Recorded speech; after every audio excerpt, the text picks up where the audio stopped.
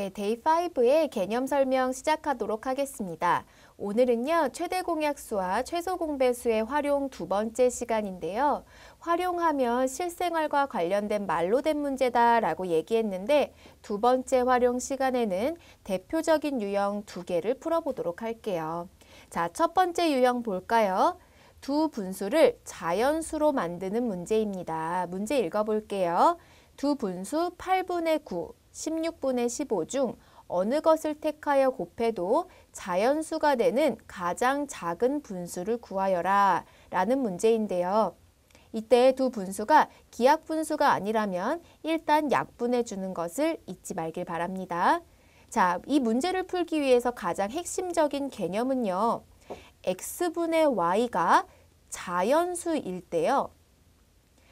x분의 y가 자연수일 때 y는 x의 배수가 되어야 하고 x는 y의 약수가 되어야 된다는 거죠. 자, 이렇게 문자로 하면 조금 어렵게 느껴지니까 예를 한번 들어볼게요. 예를 들어서 4분의 2와 같은 수는 2라는 약수로 약분될 수 있겠죠? 자, 이때요. x와 y 사이의 관계를 보면 4는 2의 배수고요. 2는 4의 약수가 됩니다. 이럴 때에만 우리가 두 분수가 자연수꼴로 약분된다라는 것을 알 수 있는데요. 자, 이것을 우리가 문제 푸는데 적용을 해보면은요. 자, 구하려는 가장 작은 분수를 일단 b분의 a로 놓으세요. 구하려고 하는 것을 일단 미지수로 놓도록 할게요. 자, b분의 a로 놓고 각각의 분수에 곱해보도록 하겠습니다. 자, 8분의 9 곱하기 b분의 a인데요. 자, 순서를 조금 바꾸어 보면요. 이것은 8분의 a 곱하기 b분의 9라고 얘기할 수 있습니다. 자, 이 결과값이 자연수가 되려면 8분의 a가 자연수, b분의 9가 자연수가 되면 될 텐데요. 그러려면 일단 a는요. 8의 배수가 되어야만 하겠죠? 일단 첫 번째 a의 조건 적어볼까요? a는 8의 배수다. 그리고 두 번째 b분의 9가 또 자연수가 되기 위해서 b는 9의 뭐다? 약수다라는 것을 알 수 있습니다. 자, 두 번째 한번 볼까요? 이번에는요. 주어진 분수 16분의 15에 b분의 a를 곱해봤는데요. 자, 약간 순서를 바꿔서 이것을 16분의 a 곱하기 b분의 15로 나타냈습니다. 자, 그럼 여기서요. 각각이 자연수가 되려면은요. 16분의 a가 자연수가 되기 위해서 자, 여기다 쓸까요? 3번. a는 무엇의 배수가 되어야 하죠? 그렇죠. 16의 배수가 되어야 합니다. 자, 마찬가지로 b는 어떤 조건을 가지고 있나요? b는 b분의 15가 자연수가 되기 위해서는 15의 약수가 되어야 하겠죠? 자, 이것을 모두 만족시키는 A, B의 조건을 한번 이야기해 볼게요. 자, A가 8의 배수면서 16의 배수여야 하기 때문에 8과 16의 공배수가 되어야 한다라고 얘기할 수 있을 거고요. 또 B는 9의 약수이면서 15의 약수이기 때문에 B는 9와 15의 공약수다라고 이야기할 수 있겠네요. 자, 그런데 문제에서 가장 작은 분수를 구하여라 라고 얘기했기 때문에 가장 작은 분수는요. 분모는 클수록 분자는 작을수록 작아지겠죠. 따라서 분모인 b는요. 커야 하고요. 분자인 a는요. 작아야 합니다. 따라서 b분의 a일 때 b는요. 9와 15의 최대 공약수가 될 것이고요. a는 8과 16의 최소 공배수가 되어서 정답은 3분의 16이 된다라는 것을 알 수 있습니다. 우리가 2단계 유형을 통해서 이와 비슷한 문제를 좀 더 풀어보도록 할게요. 자, 두 번째 개념 알아보도록 할게요. 선생님은 이 문제가 아주 중요할 것 같습니다. 자, 보세요. 최대 공약수와 최소 공배수의 관계를 묻는 문제에서 우리가 자주 사용하는 개념인데요. 자, 최대 공약수와 최소 공배수가 함께 등장하는 문제가 우리 고난도에도 있을 거예요. 이것은요, 이 둘 사이에 관계를 묻는 문제거든요. 최소 공배수와 최대 공약수가 어떤 관계가 있을까? 우리 한번 알아볼게요. 두 자연수 A, B의 최대 공약수를 G라고 하고 최소 공배수를 L로 줄여서 써볼게요. 여러분 기억하시나요? 최대 공약수는요, Greatest Common Divisor, G를 G로 줄여서 얘기했고요. 최소 공배수는 Least Common Multiple이라고 해서 L로 썼습니다. 자, 이때 A, B를 최대 공약수 G로 나눈 몫을요, A, B라고 할게요. 이때 단 뒤의 조건이 너무너무 중요합니다. 빨간색으로 강조할게요. 네, 나눈 몫을 A, B라고 할 때 A, B는 반드시 서로소 관계입니다.